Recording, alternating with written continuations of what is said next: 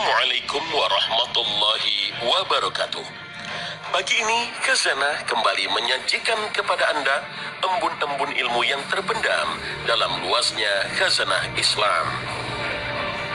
Pemirsa Khazanah, ayam merupakan salah satu unggas penghasil daging yang paling populer.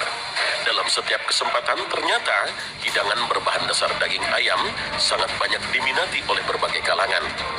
Nabi Muhammad SAW pernah memiliki kesan tersendiri terhadap hewan ini. Dalam sebuah sabdanya, Nabi SAW mengungkapkan bahwa ayam adalah hewan yang bisa mengetahui kedatangan malaikat.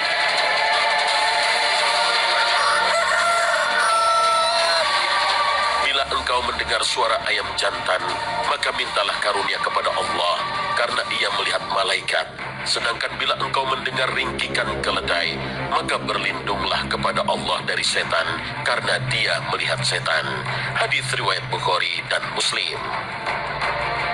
Saat sabda ini diturunkan hingga manusia terus mengalami perkembangan berabad-abad, mungkin sabda ini hanya dianggap sebagai kelebihan ilmu pengetahuan yang dimiliki Nabi SAW yang ia dapatkan dari Allah Subhanahu wa Ta'ala. Namun pengetahuan Nabi SAW ini ternyata dibuktikan secara ilmiah oleh para ilmuwan abad ini. Sebuah studi dalam jurnal Public Library of Science menemukan bahwa ayam memiliki kerucut retina tambahan dibandingkan dengan manusia. Kelebihan ini memungkinkan mereka untuk membedakan warna tambahan. Para ilmuwan di Washington University di St. Louis yang dipimpin oleh Joseph Corbo mengatakan kemampuan untuk melihat warna berasal dari sel cahaya sensing khusus yang ditemukan di retina. Sel-sel yang disebut kerucut ini datang dalam berbagai rasa yang masing-masing dapat mendeteksi panjang gelombang cahaya yang berbeda. Manusia memiliki 3 jenis kerucut yang memungkinkan kita untuk melihat warna: merah, hijau, dan biru. Tapi ayam memiliki kerucut ekstra untuk melihat violet dan sinar ultraviolet. Terlebih lagi, kerucut ayam ini didistribusikan secara merata di seluruh retina, meningkatkan kemampuan burung untuk melihat warna di seluruh bidang visual mereka. Berdasarkan analisis ini, warna di retina ayam sangat melebihi yang terlihat di sebagian besar retina lain, dan tentu saja pada kebanyakan retina mamalia. Hal ini tentu sejalan dengan sabda Nabi SAW yang mengatakan bahwa ayam dapat melihat malaikat.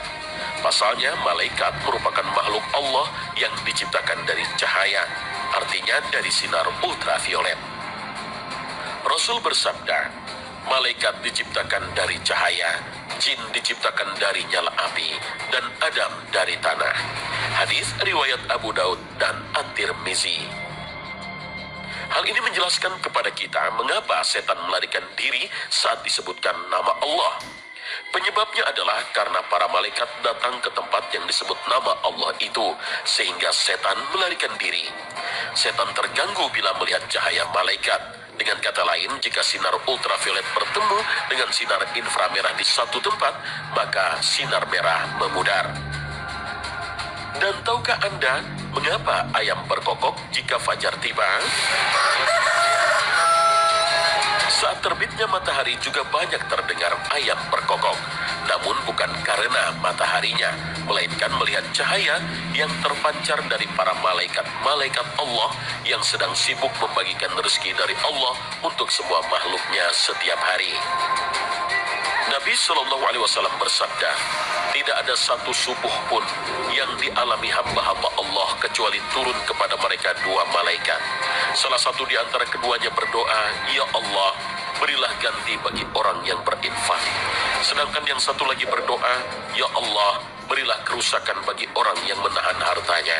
Hadits riwayat Bukhari. Maka jangan lewatkan untuk selalu bangun subuh dan mengawali hari dengan kebaikan, sholat subuh, dan bersedekah.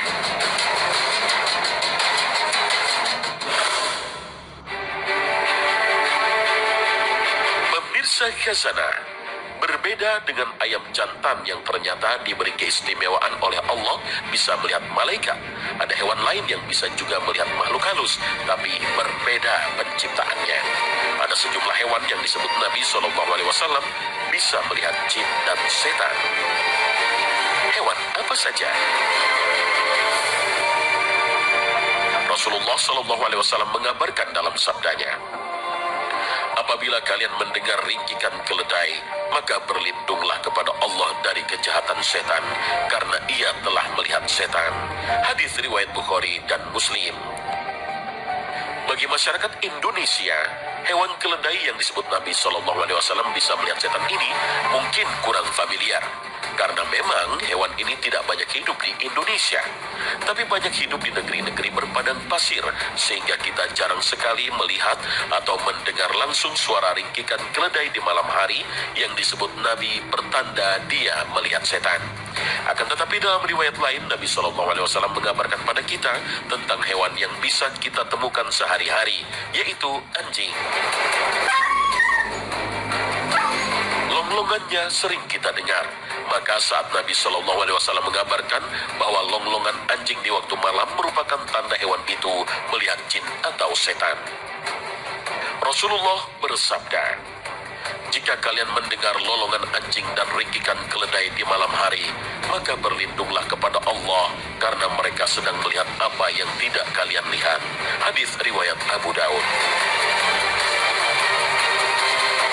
Hadis ini makin menguatkan lagi teori bahwa sesungguhnya jin itu bukan sama sekali tidak bisa terlihat, melainkan karena materi atau zat yang menyusun tubuh jin terbuat dari inti api, sehingga memiliki molekul atau elektron yang bergetar dengan frekuensi dan panjang gelombang tertentu yang di luar range jangkauan mata dan telinga manusia. Terbukti, anjing dan keledai dapat mendengar dan melihat jin. Jadi tidak benar bahwa hanya para nabi saja yang bisa melihat jin. Lalu mengapa anjing dan keledai bisa melihat jin? Hal ini dikarenakan anjing dan keledai memiliki telinga dan mata yang bisa menangkap gelombang lebih dari telinga dan mata manusia. Keledai dan anjing itu dapat melihat dengan sinar inframerah, sedangkan setan sendiri berasal dari jin yang diciptakan dari api. Artinya, setan termasuk dalam lingkup inframerah. Karena itulah, keledai dan anjing dapat melihat setan, tetapi tidak bisa melihat malaikat. Ilmu pengetahuan membuktikan bahwa manusia hanya bisa melihat objek dengan gelombang cahaya di antara inframerah dan ultraviolet. Dengan kata lain, jika objek itu berada di bawah sinar inframerah, maka tidak akan terlihat oleh kemampuan visual mata manusia. Oleh karena itu, tidak mungkin manusia bisa melihat jin atau setan. Hal ini semakin menguatkan firman Allah Subhanahu wa Ta'ala yang menyebutkan, wahai anak Adam, janganlah sekali-kali kamu dapat ditipu oleh setan, sebagaimana ia telah mengeluarkan kedua ibu bapakmu dari surga. Ia menanggalkan pakaiannya dari keduanya untuk memperlihatkan kepada keduanya auratnya.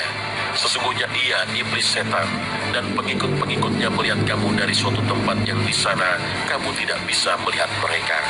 Sesungguhnya kami telah menjadikan setan-setan itu pemimpin-pemimpin bagi orang-orang yang tidak beriman.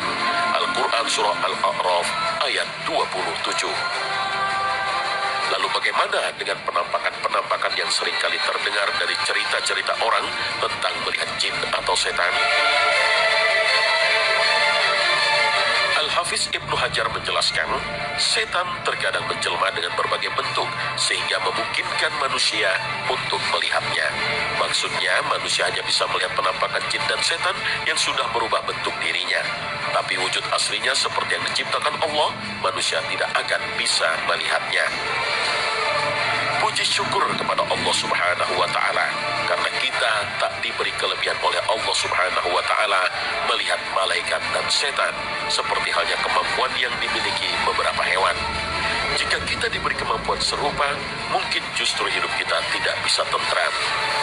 Karena itulah, Tuhan Allah yang Maha Adil hanya memberikan kemampuan istimewa itu kepada ayam jantan dan keledai serta anjing.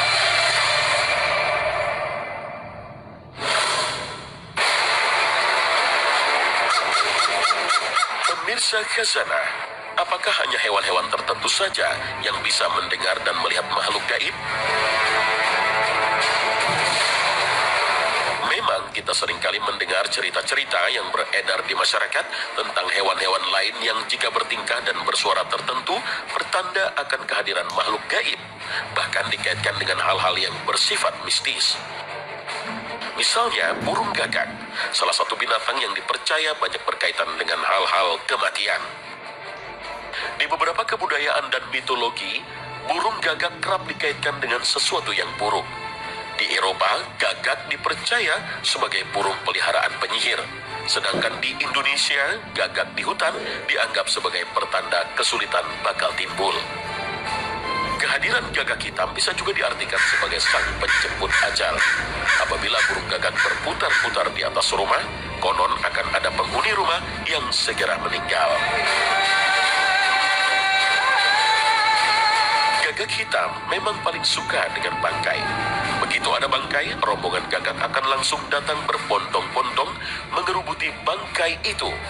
Kedatangan gagak di perkampungan atau sekitar perumahan merupakan suatu tanda bahwa di tempat itu akan ada makhluk yang jadi bangkai. Menurut sebagian kepercayaan di tanah air, jika ada orang yang sedang sakit lalu terdengar suara burung gagak hitam, maka itu adalah sebuah pertanda bahwa orang yang sakit itu akan segera mati.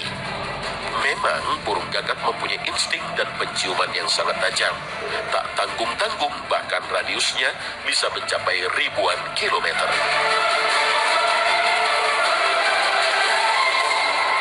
Semua kepercayaan itu dalam teks-teks agama tidak ditemukan sumbernya, baik Al-Quran maupun hadis Nabi SAW. Terlepas dari kepercayaan yang berada di tengah masyarakat, di antara jenis-jenis unggas, gagak memang mempunyai tingkat kecerdasan tertinggi. Hewan ini mempunyai kemampuan belajar dan dapat memecahkan permasalahan dengan memanfaatkan sumber daya yang ada di sekitarnya. Bahkan kemampuannya dalam memecahkan berbagai masalah mirip dengan manusia. Dalam sebuah penelitian, gagak bisa mengenali wajah manusia, khususnya yang pernah menyakitinya, dan mereka mengingatnya selama bertahun-tahun.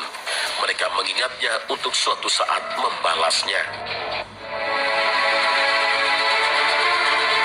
Pemirsa Khazanah, di antara bangsa-bangsa manusia, tidak ada bangsa yang sekuat Ya'juj Ma'juj, sekejam Ya'juj Ma'juj, dan sebanyak Ya'juj Ma'juj. Bangsa kejam ini kelak di akhir zaman akan dikeluarkan Allah Subhanahu wa Ta'ala dari kurungannya hingga membuat kerusakan di muka bumi.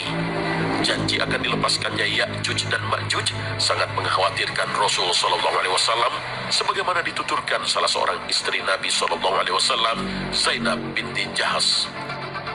Nabi Sallallahu Alaihi Wasallam bangun dari tidurnya dengan wajah memerah, kemudian bersabda, "Tiada Tuhan selain Allah. Celakalah bagi bangsa Arab dari kejahatan yang telah dekat pada hari kiamat, yaitu telah dibukanya penutup Ya'juj dan Ma'juj seperti ini." Beliau melingkarkan jari tangannya.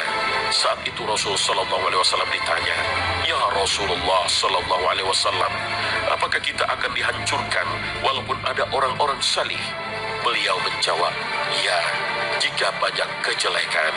Hadis riwayat Ahmad, Bukhari, dan Muslim.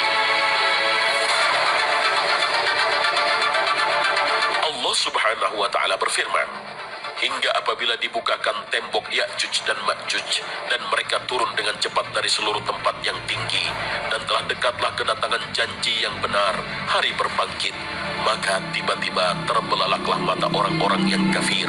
Mereka berkata, 'Aduhai, celakalah kami. Sesungguhnya kami adalah dalam kelalaian tentang ini.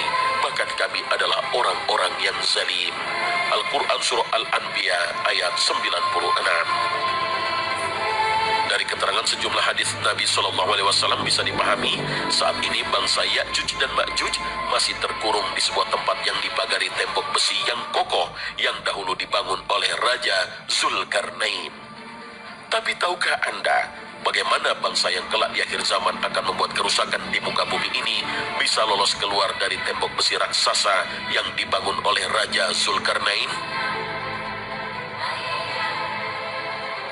kelak bangsa Ya'juj Ma'juj akan bisa menjebol dinding tembok kokoh yang dibangun Raja Zulkarnain, bukan karena kekuatan fisik mereka, bukan karena keuletan mereka yang terus-menerus menggali tembok secara terus-menerus, tapi yang membuat tembok raksasa jebol adalah kalimat zikir yang berbunyi insya Allah, jika Allah berkehendak.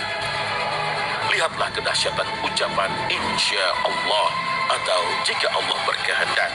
Kalimat yang ringan dan mudah diucapkan ini bisa menjebol dinding kokoh yang mengurung kaum Ya'juj dan Ma'juj.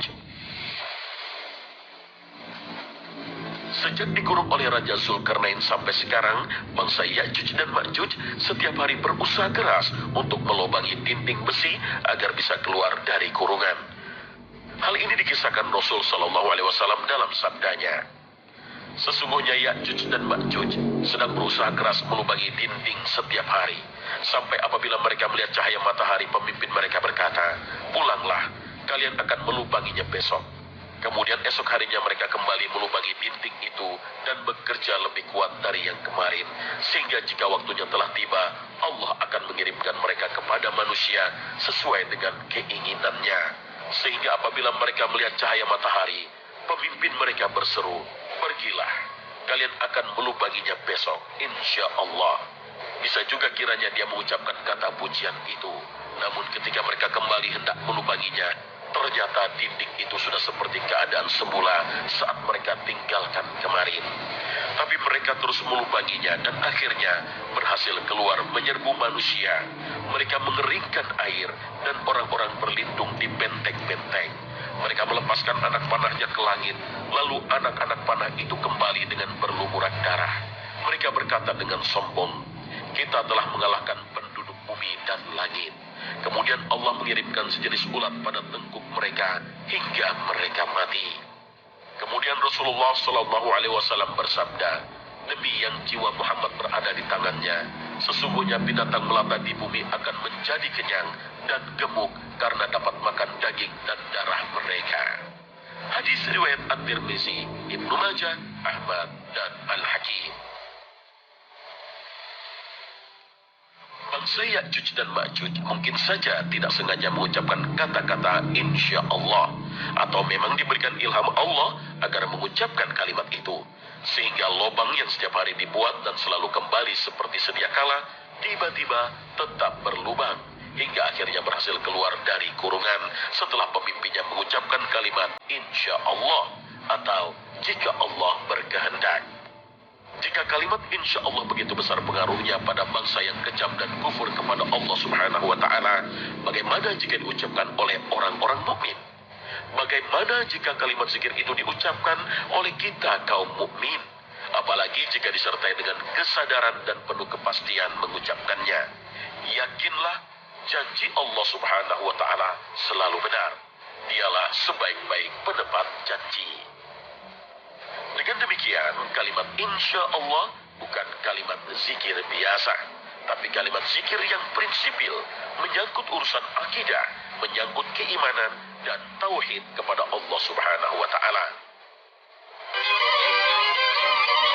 Nah, pemirsa, sampai di sini akhir perjumpaan kita hari ini. Semoga Allah senantiasa memberikan hidayah dan taufiknya kepada kita semua. Terima kasih atas perhatian Anda.